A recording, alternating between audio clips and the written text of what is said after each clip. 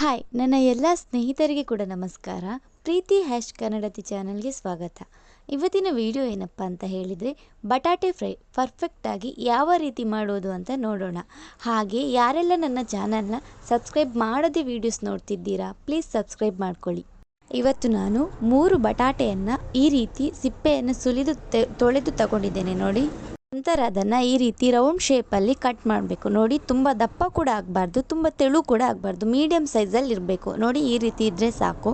ಅದನ್ನು ಈಗ ನೀರಿಗೆ ಹಾಕಿ ಇಡಬೇಕು. ಯಾವತ್ತೂ ಕೂಡ ನಾವು ಬಟಾಟೆಯನ್ನು ಕಟ್ ಮಾಡಿದ ನಂತರ ಅದನ್ನು ನೀರಿಗೆ ಹಾಕಿ ಇಡಬೇಕು. ಯಾಕೆ ಅಂತ ಹೇಳಿದರೆ ಅದು ಕಹಿ ಆಗ್ತದೆ. ಇವತ್ತು ನಾನು ಬಟಾಟೆ ಫ್ರೈ ಮಾಡಲಿಕ್ಕೆ ಈಸ್ಟರ್ನವರ ಚಿಕನ್ ಕಬಾಬ್ ಮಸಾಲವನ್ನು ಯೂಸ್ ಮಾಡ್ತಿದ್ದೇನೆ. ಇದನ್ನೇ ಯಾಕೆ ಯೂಸ್ ಮಾಡ್ತಿದ್ದೇನೆ ಅಂತ ಹೇಳಿದರೆ ಈ ಮಸಾಲದಲ್ಲಿ ನಾವು ಮನೆಯಲ್ಲಿ ಮಾಡುವಂಥ ರುಚಿಯೇ ಬರ್ತದೆ ಮತ್ತು ತುಂಬ ನ್ಯಾಚುರಲ್ ಆಗಿ ಉಂಟು. ಯಾವ ಕಲರ್ ಕೂಡ ಇದರಲ್ಲಿ ಆ್ಯಡ್ ಆಗಿರೋದಿಲ್ಲ.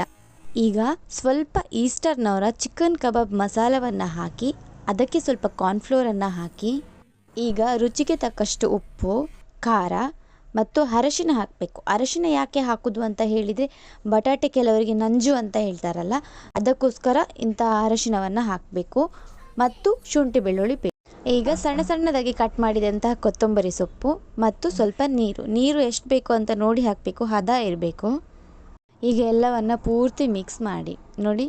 ಇಷ್ಟು ಮಿಕ್ಸ್ ಆದರೆ ಸಾಕು, ಇಷ್ಟು ಹದ ಬಂದರೆ ಸಾಕು. ತುಂಬ ತೆಳು ಕೂಡ ಆಗಬಾರ್ದು, ತುಂಬ ದಪ್ಪ ಕೂಡ ಆಗಬಾರ್ದು.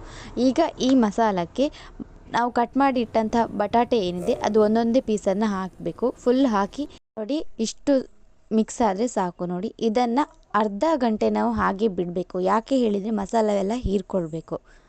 ಈಗ ಅರ್ಧ ಗಂಟೆ ಆಯಿತು. ಈಗ ನೋಡಿ, ಇದನ್ನು ಪ್ಯಾನ್ ತಗೊಂಡು ಪ್ಯಾನಿಗೆ ಸ್ವಲ್ಪ ಎಣ್ಣೆಯನ್ನು ಹಾಕಿ ಎಣ್ಣೆ ಬಿಸಿಯಾದ ನಂತರ ಒಂದೊಂದೇ ಸ್ಲೈಸನ್ನು ಹಾಕ್ತಾ ಬರಬೇಕು ನೋಡಿ. ರವೆ ಬೇಕಂತ ಹೇಳೋರು ರವಕ್ಕೆ ಕೂಡ ಹಾಕ್ಬೋದು ನೋಡಿ. ಇಷ್ಟು ಫ್ರೈ ಆದರೆ ಸಾಕು ನೋಡಿ. ಫೈನಲ್ ಆಗಿ ನಮ್ಮ ಬಟಾಟೆ ಫ್ರೈ ಈ ರೀತಿ ಬಂದಿದೆ. ಟೇಸ್ಟ್ ಅಂತೂ ಸೂಪರ್ ಆಗಿದೆ.